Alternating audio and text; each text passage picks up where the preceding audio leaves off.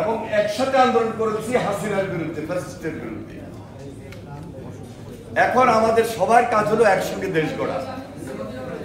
আমার বিশ্বাস আমরা বিপ্লবী ওয়ার্কার্স পার্টিকে সঙ্গে নিয়ে আগামী দিনে দেশ গড়ার কাজে নেমে পড়েছি এবং নেমে পড়বে ইনশাআল্লাহ। তারেক রহমানের নেতৃত্বে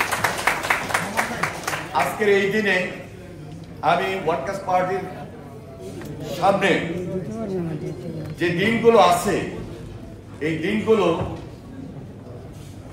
শুধুই যেন অতীতের মতো মিছিল মিটিং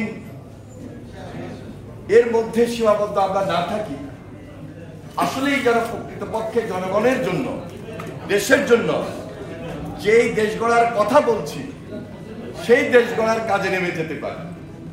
সেজন্য আমাদের ভারপ্রাপ্ত চেয়ারম্যান জনাব তারেক রহমান যে 31 দফার ঘোষণা দিয়েছেন, ওনাদেরকে সঙ্গে নিয়ে যারা আমরা যুগপৎ আন্দোলন করেছি ফ্যাসিস্টের বিরুদ্ধে থেকে, সবাই মিলে জাতীয় ঐক্যমত্যে সরকার গঠন করব। দেশ গড়ার কাজে এই বাণীটি, এই ঐক্যটি খুব বেশি প্রয়োজন। তাহলে আরো বেশি প্রয়োজন সুদৃঢ় ঐক্যের। ইনশাল্লাহ সুদৃঢ় ঐক্য নিয়ে আগামীর বাংলাদেশটা সুন্দর হবে, এই আশাবাদ ব্যক্ত করে আমি আমার বক্তব্য শেষ করছি। খোদা হাফেজ। বাংলাদেশ জিন্দাবাদ। ওয়ার্কার্স পার্টি জিন্দাবাদ। যারা বিগত বছরগুলোতে রাজপথে আন্দোলন সংগ্রামে কখনো পিছু পাওয়া নাই এবং আন্দোলনের মধ্যে দিয়ে স্বৈরাচার শেখ হাসিনাকে বিদায়ের প্রথম কাতারে যারা অংশগ্রহণ করেছেন, আমি সেই বিপ্লবী ওয়ার্কার্স পার্টির নেতাকর্মীদেরকে ধন্যবাদ জানাই, শুভেচ্ছা জানাই। সর্বত বন্ধুগণ, পাশাপাশি একটা নাম আমাকে বলতেই হচ্ছে, আপনারা কিছু মনে মাইন্ড করে নেন। সময়ের সঠিক সময়ে সঠিক সিদ্ধান্ত না নিতে পারলে এই ইতিহাসে আস্থা করে পড়তে হয়, সেটা কিন্তু জ্বলন্ত সাক্ষী এই বিপ্লবী ওয়ার্কার্স পার্টির আগে রাশেদ খান। তিনি শুধু শুধু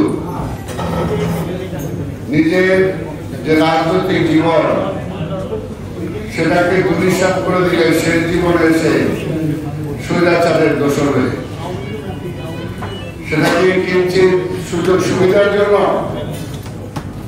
নাকি অন্য কিছুর জন্য আমরা জানি না। তাই আজকে বাংলাদেশে যে রাজনীতিক অবক্ষয়, আজকে যে সামাজিক অবক্ষয়, এটা স্বাভাবিকভাবে যারা রাজনৈতিক নেতৃত্বের দোষ দেয়, এইরকম নেতাদের দোষ। কিন্তু সেই দোষে আমরা তো দোষী হতে পারি না।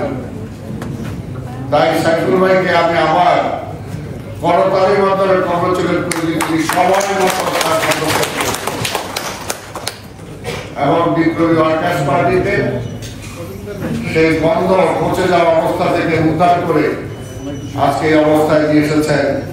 এটাই হলো বিপ্লবী রাজনৈতিক নেতৃত্বে সঠিক সিদ্ধান্তের বহিঃপ্রকাশ। সর্বত বন্ধুগণ, আজকে রাজনীতি বলি, অর্থনীতি বলি, সমাজনীতি বলি, সব জায়গায় আজকে ধস ফেলেছে। আমাদের আরেক নেতা স্থায়ী কমিটির অন্যতম সদস্য সাবেক মন্ত্রী জনাব আমির হোসেন মাহমুদ চৌধুরী আমাদের মাঝে উপস্থিত হয়েছেন।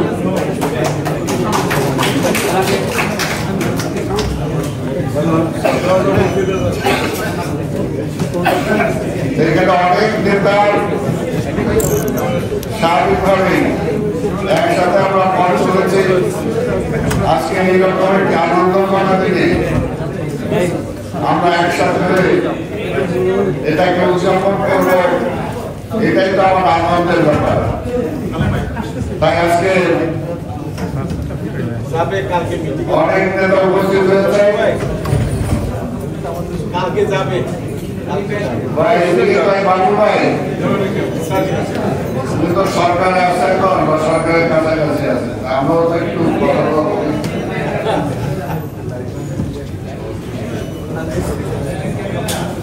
আমাদের একটা সময় অতিক্রম করছি যেটা মহাসচিব বলেছেন